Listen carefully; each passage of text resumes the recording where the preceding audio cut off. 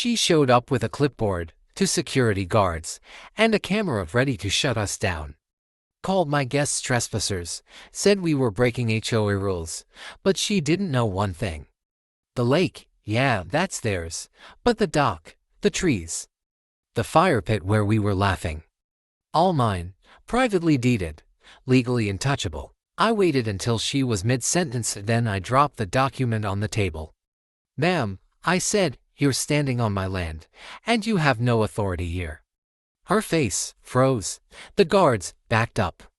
And the silence that followed changed everything. The calm before the storm. Daniel Ray's returned to Pine Hollow Lake after years away, carrying grief and silence in his heart.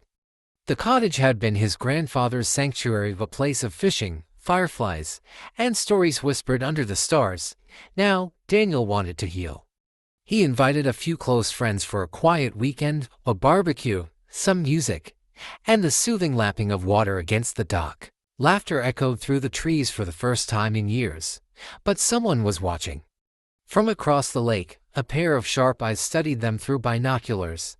The peace wouldn't last. The rule enforcer arrives. The next morning, a sleek white golf cart rolled up the gravel path. Out stepped Marjorie Vance, HOA president, clipboard in hand, sunglasses hiding her judgment. "An authorized gathering," she said coolly. "Noise, unapproved water use, and no resident visitors on common property." She cited page 12, subsection 7 of the covenant. The next morning, a sleek white golf cart rolled up the gravel path. Out stepped Marjorie Vance, HOA president, clipboard in hand, sunglasses hiding her judgment. "An authorized gathering," she said coolly. "Noise, unapproved water use, and no resident visitors on common property." She cited page 12, subsection 7 of the covenant. Daniel calmly explained they were on his land, his grandfather's property. Marjorie smirked. "That land was absorbed into the HOA in '89. You might want to check your paperwork." She left a warning notice on the door. But Daniel had checked, and something didn't add up. The hidden deed. That night, Daniel dug through dusty boxes in the attic. Beneath old fishing gear and yellowed photos, he found a metal case. Inside, a hand-drawn survey from 1952, a notarized deed, and a letter from his grandfather. "They tried to take the shore. I refused. This land stays in the family no matter what."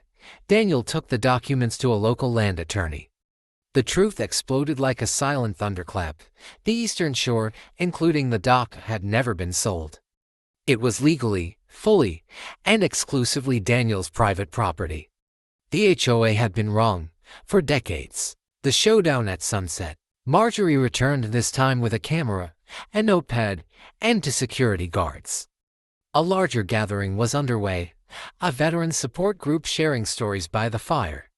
"I'm shutting this down," she declared. "You're violating community standards." Daniel stepped forward, calm but firm. He held up a sealed envelope. "This is a certified copy of the deed to this land. You're standing on private property. You have no jurisdiction here." He paused. "And if you don't leave peacefully, I'll have you removed." Marjorie's face went pale. The guards hesitated. The crowd fell silent. The wind stilled. For the first time, the woman who always had control had none. The fallout. Marjorie stormed off, but the story didn't end. Whispers spread like wildfire. Neighbors began checking their own records. One couple discovered their garden had been wrongly claimed. Another found their dock wasn't theirs at all. The HOA board called an emergency meeting. Daniel didn't attend.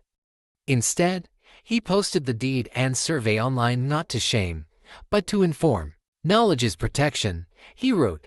Within days, the HOA launched an internal review. Marjorie was suspended pending investigation, but Daniel wasn't celebrating. He was watching, waiting to see if real change would come. The first real conversation. One evening, an older man knocked on Daniel's door. It was Mr. Callahan, a longtime resident who'd once served on the HOA board. "I didn't know," he said, voice trembling. "We all just assumed. And no one ever questioned her."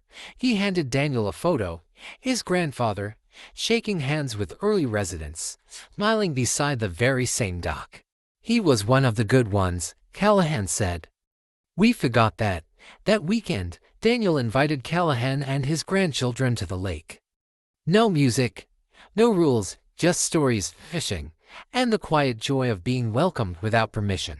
A new kind of community. Months later, the HOA voted in new leadership, a diverse group focused on transparency and inclusion. They proposed a Heritage Shoreline event, a community day at Daniel's dock, open to all, honoring the history of the land.